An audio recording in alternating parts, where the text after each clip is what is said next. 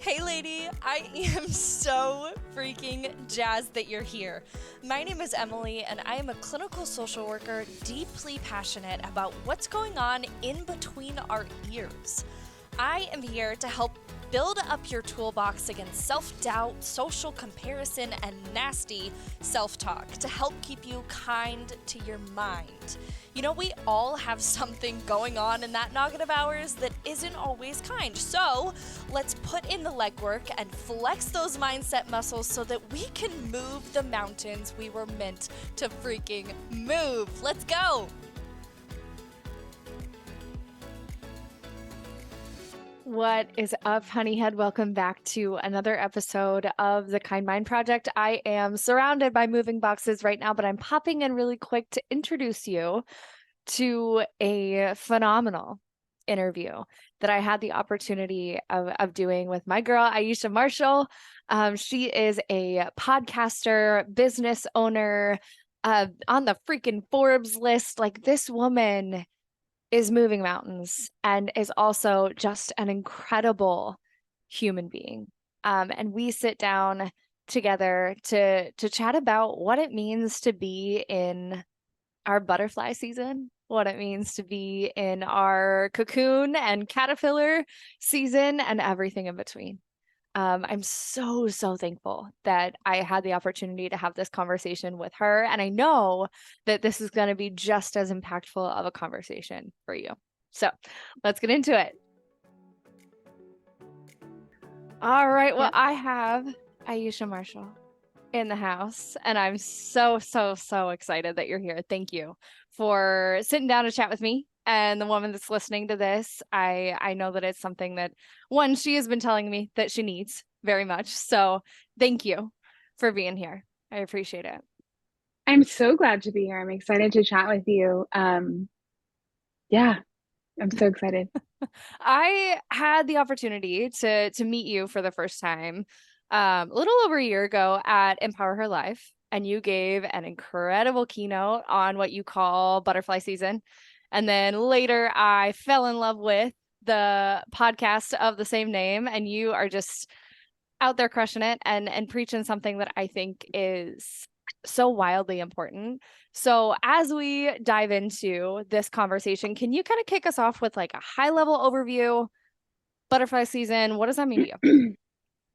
Totally. So the concept of butterfly season came from a season in my life where I felt like I kept telling my friends who were like, I was also going through stuff with, not between them personally, but we were like all on our own respective journeys where we felt like it was, I don't know, like we were stuck. We knew there was something more on the other side, but like we couldn't quite see it. We didn't know what needed to change, but we felt like there was a change.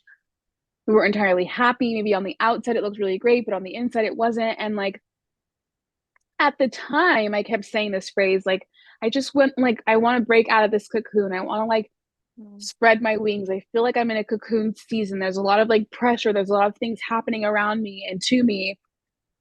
When in reality, I wasn't actually in a cocoon season and much less a butterfly season, but I was really in a caterpillar season. And caterpillar season is where everything is happening to you. You're starting to notice the tension from like recurring patterns and reoccurring situations in your life, and you're almost tired of your own shit, but like not quite, right? And that like beginning of awareness, noticing that you have patterns, is like a bridge that leads you to, I feel like, being able to see your responsibility in the situation, which is cocoon season. Because, well, it's not necessarily noticing your responsibility, but taking action on the fact that you have some sort of responsibility in your life. That's cocoon season. And just like a caterpillar going into cocoon, it literally like turns into mush inside. Like it's not just like a you just grow your wings and you're done. Like it literally, there's an undoing that's required. And that's the same thing when you go within, right? Like you have to have this awareness about yourself, learn about yourself, right? Why do you have these patterns? Unlearn the patterns and then relearn how you want to operate a less toxic pattern, if you will. And that's cocoon season. And I feel like when you do that work or you follow that thread, in any area of your life, because you could be living a butterfly season here and a cocoon season here, right? But when you follow Yeah. that thread, you can then live in a butterfly season, which is in alignment. Things are easier, there's flow, right? Like just the way a butterfly flows throughout life, it just is with grace, and you land where you want to land, and you eat what you want to eat, and you go wherever you want to go, right? Like that is in a nutshell what we talk about on the Butterfly Season podcast, how the Yeah. beauty is really in the transformation and highlighting like how we can create that transformation within. So that's what Butterfly Season means to me. Yeah. Yeah. And what I honestly just love about you is you are so unapologetic and just so human about the whole thing. There's no like shiny bullshit. Like it's the nitty gritty. And I think what I'm curious about right now, because you are so honest, like what season are you in right now? I am in a cocoon season right now, honestly. I'm in a cocoon season, and I feel like that time that I'm telling you about when I was like, Yeah. I just like want to break my wings out. That's been over the course of 3 years of learning and unlearning. And I don't want that to scare anyone away, Yeah, right? To like do no. the work. But I am a firm believer that like whatever you ask for, like for me, I pray to God and I ask for things. Like I want, this is the life that I want. This is what I Yeah. want. This is what I want. This is what I want. And I really feel like God gives you, He wants you to have the life that you want, right? Yeah. God gives you the lessons to build, to the lessons to work through what's required in order for you to even handle what you want. So you Yeah. have to have these lessons to show you. The lessons are really like flashlights. They shine a light on what area is actually blocking you from having the thing that you want. You work through that lesson and you can have the capacity to hold.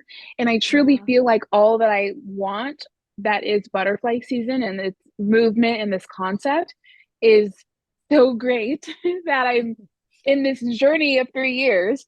Yeah. But it's because when I was in my caterpillar season, I was like, you know what? Like, I keep meeting the same person over and over again. And I keep having this like same fallout with this person over and over again. And every Mhm. time, and it's not literally the same person, right? Like, it's Yeah. just the same personality traits. Mhm. And every time it gets worse and worse and worse. The fallout is worse and worse. And I eventually was like, well, there's a one common denominator in this whole situation. And that's me. Hmm. Right. And Yeah. that led me to realizing that like I have codependent patterns. And I didn't even know what Mhm. codependency was when I realized Yeah. that. But like really Yeah. at its core, and I finally feel like I'm in like 2 years in, and I truly feel like I have a grasp on tangibly what it is and where it shows up, but it isn't like fully unearthed. Um, Not that that's a requirement for butterfly season, Mhm. but I just Yeah. still feel like there's more work that needs to be done. And with codependency, it's like your happiness, your safety, your love, your any you insert whatever word is Yeah. dependent upon someone else. And it's the sneakiest thing ever because you don't know it and you kind of can't see it always. Yeah. And that's been my journey of learning about this codependent pattern. But what that's revealed to me is that codependency is really just a symptom of Mhm. a lack of self-worth and self-love, which is was created as a child when I wasn't loved the way I felt like I needed to be loved by my parents at the Yeah. time. Yeah. And so I've just been operating off of this pattern for so long, which has led to the symptom of codependency. But honestly, it wasn't until this year that I realized that codependency is a symptom of a lack of self-worth, and a lack of self-worth is a prison that I keep myself in by like Mhm. farming out my worth to other things, whether that be Yeah. business or titles that I have, like Forbes 30 under 30, or having an e-commerce brand and selling it, or having a podcast, being on stage, like whatever it is that you attach your worth to is just this like recurring cycle. And so I'm in the process of learning that I recognize this pattern. So like maybe Mhm. my like Yeah. caterpillar season with respect Yeah. to self-worth, right? And now I'm like, okay, I need to unlearn it and relearn a new pattern, which is that like the love that I have for myself is the only love, and that like I should feel like that is enough, and I should like save myself or love myself or help myself with whatever the thing is, right? Mhm. So Yes. That's the season that I'm in. I feel like I'm coming out though, like in meditation this morning, or not this morning, but this earlier afternoon. Mhm. I felt like it's almost done, but it's not done. That's how I felt. So, Mm, mhm. yeah. Yeah. And Yeah, it's so funny because 2 weeks ago, we sat down and chatted with Tracy O'Malley about just like healing our inner child and really looking at that 4-year-old version of you. And it's so funny because I saw you post that, what, yesterday or today, yeah, and yes, really you're sharing on your story about how you feel like you're being tested right now. Like, really, just like, this is a season that's totally. testing me. And so it was funny this morning. I was just like, you know what? These two conversations are really going hand in hand. And I'm just thankful that the woman listening to this and I am able to continue that conversation because they do go hand in Yeah, hand. The amount of carrying we do of all that previous shit that we didn't even know we packed up and took with us to now navigating it here. And I know that the woman listening to this right now is feeling very similarly, feeling like she has been in cuckoo season for a hot second now. And we're wanting to stretch them out a little bit, and it's right. getting uncomfortable, and we're feeling pretty burnt from our cocooning, if you will. So Right. what would you say to her? What's You brought up a few things, Yeah. and I would start by saying the first thing is for the person that's listening and feels like, what the hell are they talking about? Because I felt that way when people would say, heal your inner child. I'm like, Yeah. huh? Like, Like what? what do you mean, heal Yeah. your inner child, right? Mhm. When people would say things like, take your power back, I'd be like, okay, like, I never really felt like I gave it away in the first place. Mm. So Yeah. what does that mean? Um, and it's my hope that I'm able to add like tangible tips to these concepts to get you to Mhm. see where you fall in that. And so if someone's listening and you're either about what it means to heal your inner child or not, Mhm.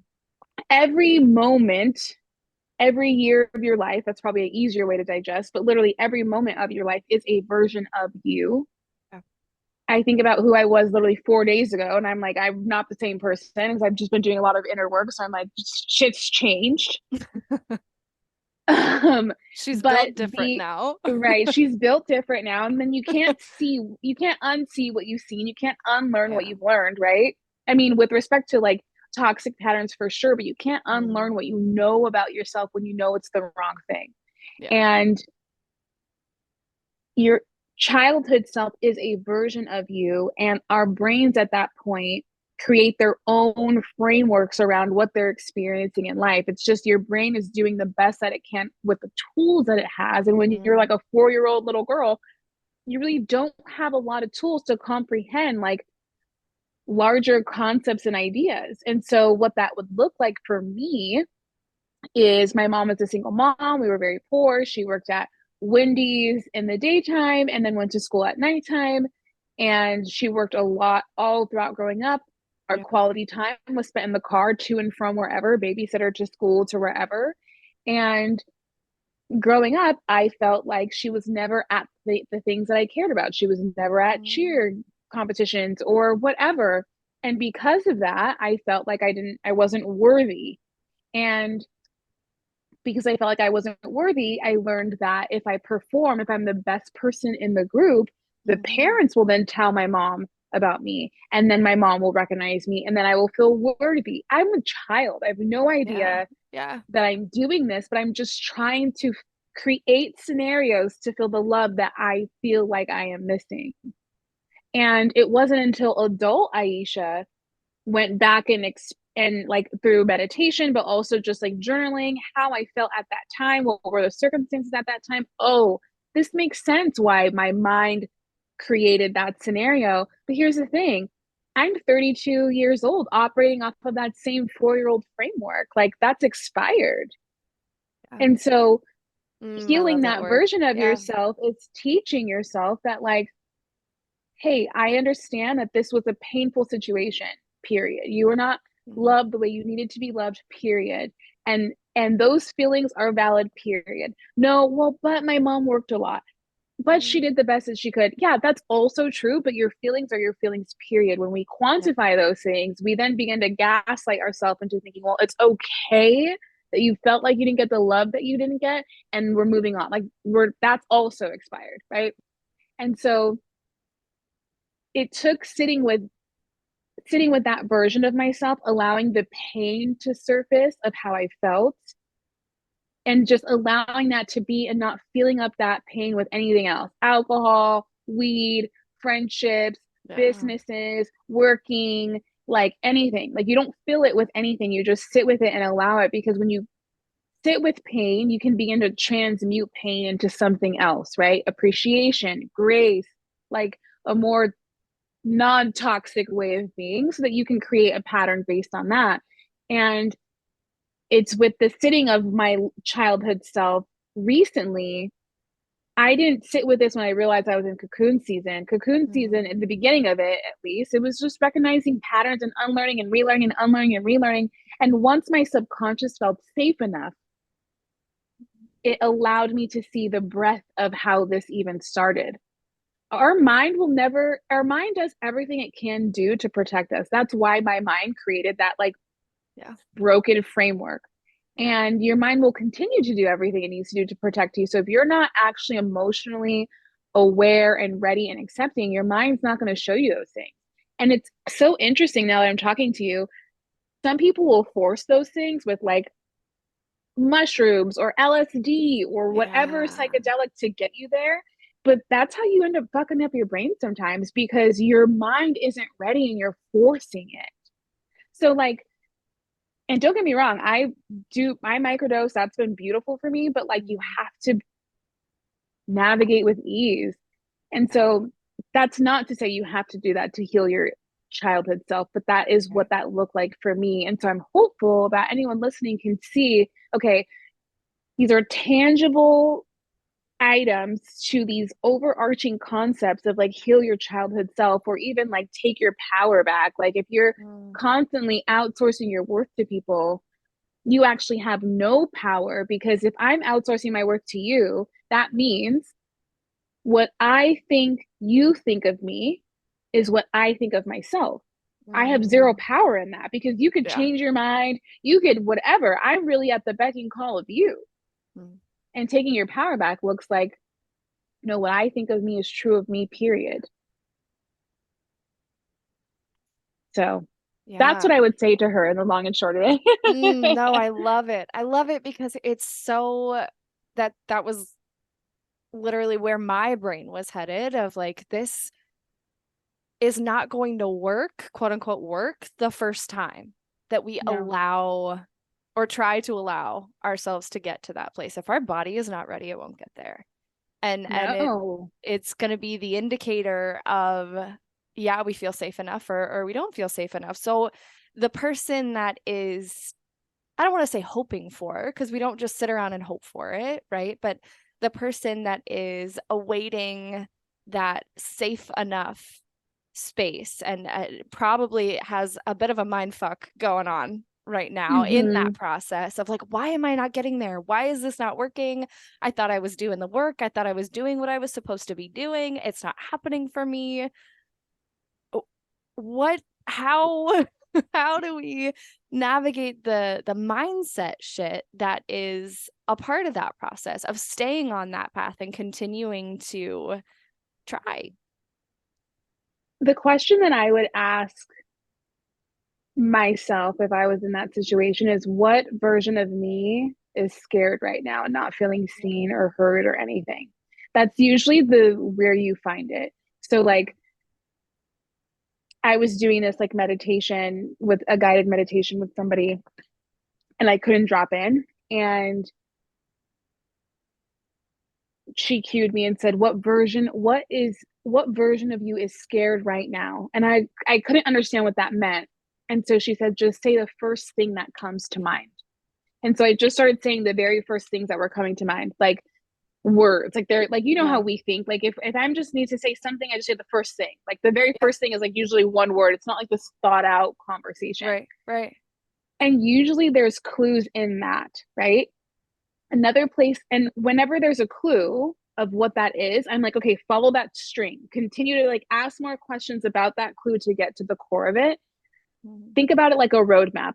You feel like you can't get to your inner child, or you can't get to the like deep healing, or you don't know what the triggering event is because you can't get there. Use the clues. Another clue for me is I call it red trees. And there's this concept that I realized when I was walking. On Fridays I go on this walk in this neighborhood that I want to live in. Every Friday I go, and it's like my manifestation walk because I'm gonna live there. And I was chatting with a friend of mine, and she had brought up another friend, and she was like, "Oh yeah, like they got a new Instagram. Why do you think they did that?" And the first thing I said, I didn't even think. I just said, "Oh, she's just looking for another problem to solve." It just came out. I didn't think anything of it because I was like, I really truly felt like that was the truth, right? Yeah. We keep talking, but just imagine a red tree pops up. All the other trees are brown stumps, green leaves. A red tree pops up. And then we keep walking. We're talking, whatever. You know, when you're walking and talking with a friend, conversations just bounce and bounce and bounce. And then I tell her about how I am feeling like the pole in my backyard is going to fall on my house. So I called the city to see if I could get somebody to check on it because it's just a gut feeling I had. Red tree pops up again, right? And if you zoom out and you keep having these conversations and realizing different red trees, you can see the clues in all of them. The reason why I was so easily able to see that my friend created a new Instagram to just create a problem to solve, right? Like starting a new following from scratch and doing everything you can to build your following. Like you just created a new problem to solve it. It was because I was doing the same thing. I, in my mind, manufactured this problem that this pole is going to fall on my house because I am in a situation in life where I feel like I have a problem that I cannot solve. And your brain does that. It tries to give you the endorphins of feeling like you're solving a problem somewhere else to give you the dopamine or like the feeling that things are going fine when you're actually struggling with solving a problem internally with yourself, right? And so if I use those as clues, because not usually, everyone is a mirror to you. So if someone's triggering you, it's because there's something about that that's true in yourself. And because it was true in myself that I was creating a problem to solve, I was so easily able to see it in my friend. And the problem that I was unable to solve was like a lot of this codependency stuff and how it's manifested in my life. So everything is a clue. You just have to try to be conscious enough to see them. Or feelings are also clues for me. If I'm feeling a way, I notice like in therapy or if I'm working towards anything, I get like a thought or a vision of a time where I felt the same way. So I was working on perfectionism and like not perfectionism. I was working on performatism and self-worth, right? I have to perform for love to feel love, right? That same pattern that I told you about with my mom and being the best in the room and the parents, right? And I kept having this like vision in my head of a time in high school in the gym where I felt like I had to be the best. And I remember a parent praising me and saying, "You're always on time. You're always on top of it. You're always like, you get it together.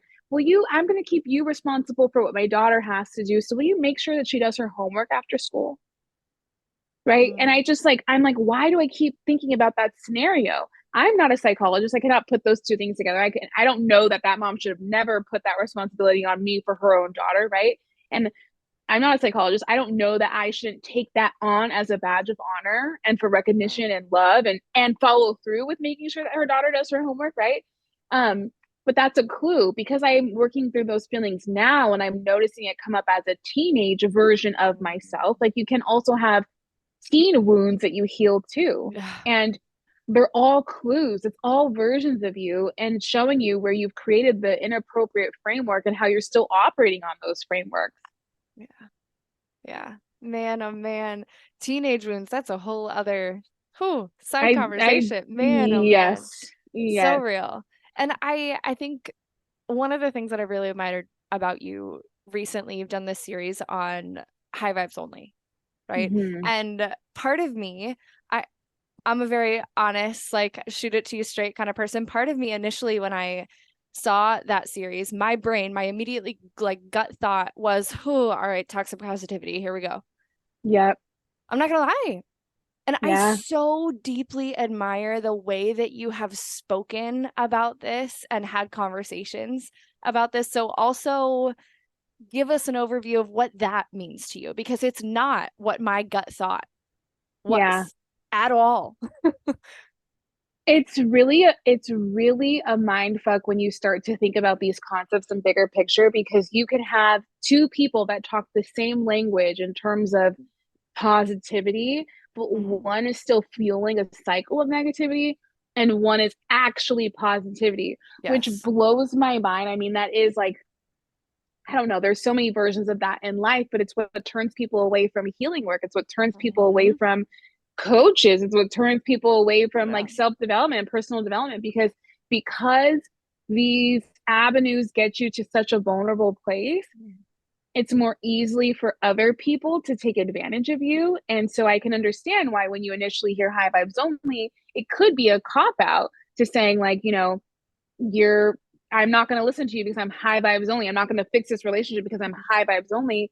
Um, when in all actuality, and that's so I've never, no one has ever said that to me, and it's beautiful to see it this way as I'm explaining it to you. But high vibes only is actually what got me through cocoon season, Yeah. because I was beating up on myself so much. Like when you unearth the things about yourself, when you realize that everyone else is a mirror to you, and I realized that like I'm probably that girl for people. You know, I told you I meet the same person over and over again and the Mhm. fallouts are the same. I'm probably also that for somebody, right? Because whatever energetic signature, whatever I haven't healed, I attract the equal opposite.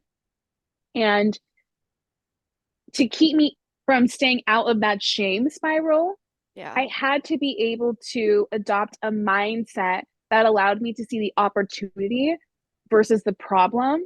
And so when people say low vibrational, they everything is literally energy. That's science, Mhm. right? Mhm. But there's certain aspects of not necessarily, I guess, personality traits.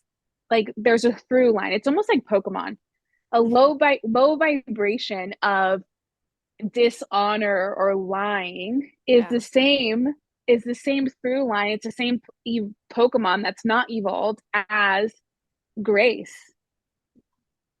They're the same, but when you evolve through dishonor and you move through like transformation and then you get to grace, it's all the same thing. The same thing with like oppression and liberation. It's the same quote unquote Pokemon. One's just low vibrational.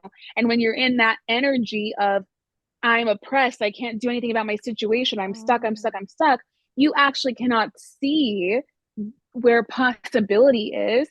And literally, when your brain is operating in that low vibrational state, your DNA downgrades and you Yeah. everything just starts to not work because you're in a fight or flight. Scientifically, when you're in fight or flight, your body's like, okay, because your body doesn't have, I mean, your body has eyes, but your energy doesn't, your soul Mhm. doesn't, your nervous system doesn't. So it's just like, okay, if I'm dysregulated as a nervous system, I'm either fight, flight, freeze, or whatever the things are, right? And that means we're in survival mode. So every extra is downgrading hair, Yeah. nails, Mhm. reproductive organs. And you start to get like, everything starts to downgrade. And that's literally only from your mind because you're in the low Yeah. vibrational state of dishonor, but you could be in transformation or grace, but you're not because you're in that low vibrational state. And so I realized that like a lot of my life was in low vibrational state. So Mhm. like selfishness, I was so selfish around my healing journey, but what I wasn't realizing that like I should be selfless. I should have more grace, more like empathy for people. Those are the same Pokemon. One's just Yeah. low vibrational, the other one's like an ascended Yeah. version of it. And so by being able to have this like high vibes only mentality, which is really just like fixing your energy, I can see opportunity in my struggle and it helps me through my Yes. struggle. Yeah. So, And yeah. hearing it initially, I share that with you because we literally just talked about like these clues that you get for yourself that that gut thought for me was literally a mirror for me of like, oh wow, how many times have I been told that I'm just trying to be too positive and I'm just trying to put too much kindness out there Yeah, and masking all the real shit that we go through. And so that mirror for me of, no, this is not a toxic positivity conversation. This is a right. human, like deeply human and scientific Yeah. conversation Which that takes the is, emotion out of it. It takes the yes, emotion out of it, and yes, then you can just do the work, right? Because we just get so yeah, caught up in our emotions. And yeah, the really beautiful thing about mirrors and toxic positivity, and what I've learned about like pain and happiness, is that both are required. yeah. Like, you have to have both. And we just go through life with only trying to have one, or one, which is a happiness, right? Or you're Mhm. so stuck in your cycle of being sad or angry or envious or frustrated that you can't even see the light. But like, think about like a volcano, for example, or Hawaii. Hawaii is only an island because of all of the fire, the pain, the scariness, the Yes. ugliness was created to create a beautiful land. Like, it's a cycle of life. It's life, death, life. Every time it's butterfly season. After Mm. death is a rebirth, and like, you need both. And anyone who's preaching one more than the other is like Yeah. not in alignment. It's just, that is literally life. Yeah. Yeah. And that's also just, I feel like this is why I wanted to have this conversation with someone like you, because you do approach it in such a raw and honest way.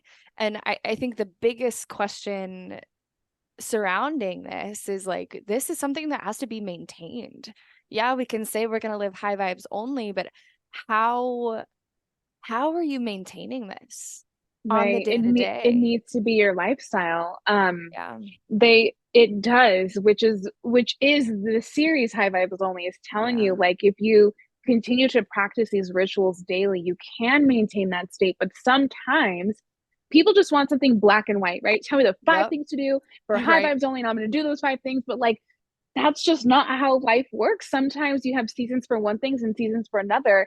And what's so interesting is like the specific things that I did to create a High Vibes Only during that season, I tried them again and I said, this doesn't feel, it's bringing me back to a lower vibration than where I am now. Mm, I need new interesting. things. It Yeah. was like a certain music on my TV, certain artists I still really love, but sage. After I would light a candle, I'd open up every window. And it was Mhm. like the scent and the sound and the feeling reminded me of when I was like, fuck, how do I get out of this? And I'm like, I'm not even there anymore.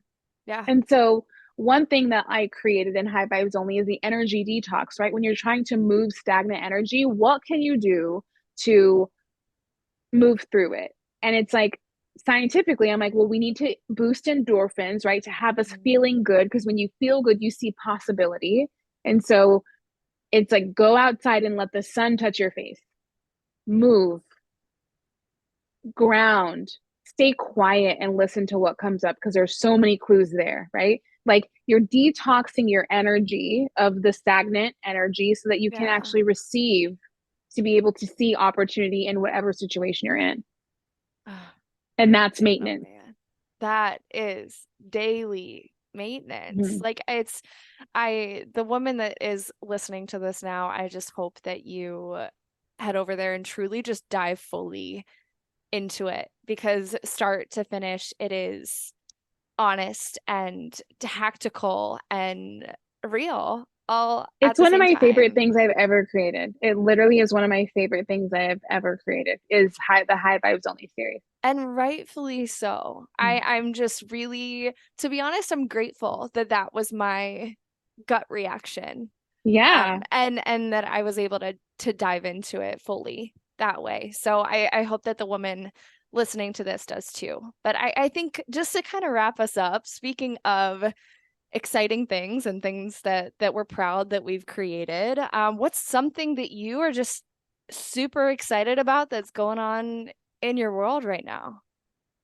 One of them, I was just pulling it up now, is I created this butterfly season quiz. I'm excited about it because I am truly a creative person. Like a gift of mine is to create something out of nothing, especially something Yes. that you haven't seen before out of nothing. And so I've created this butterfly season quiz to help you figure out which season you're actually in. Mm. Um, I'm so happy like with that because I feel like through that you can see yourself better, and then you can, based off of seeing yourself maybe for the first time for some people, you can take action on that, right? If you're in a caterpillar season but you think you're in a cocoon season, you kind of know what's up next or what's the work, Yeah. right? If you're in a Yeah. butterfly season and realizing that something might be coming up next, you're probably entering into a caterpillar season. How can you support yourself through that? If you're in a cocoon season, what is the work that needs to be done so you can save yourself and get yourself out? Wow. What an absolutely phenomenal just like opportunity and tool to start digging into that. Is that something that's available now? Is that a something Yeah. that is ooh, If okay. if you text the number 888-984-5013, if you text B season quiz, so BSBN, new word quiz, you will get the link to the quiz and then you can take it and you could see what your like prototype is. Amazing. Amazing, amazing.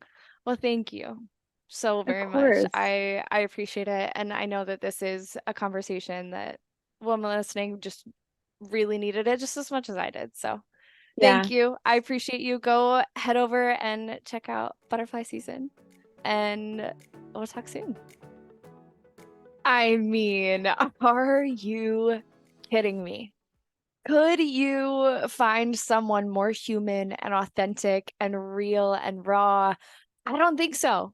I don't think so. And if you right now are in a space where you're like, I need to connect with this woman, I have put all of her information in the show notes. Please go check it out and go take that little quiz to see where you are in your caterpillar cocoons butterfly season journey. I love you. We'll talk very soon. Dude, thank you so much for including the kind mind and this freaking weirdo in your growth journey. If you connected with today's episode, I would love to hear about it. So slide on over into my Instagram DMs at Emily and the Kind Mind and let a girl know, okay? But until then, I will talk to you very soon. I love you so much, and you stay kind to that freaking mind.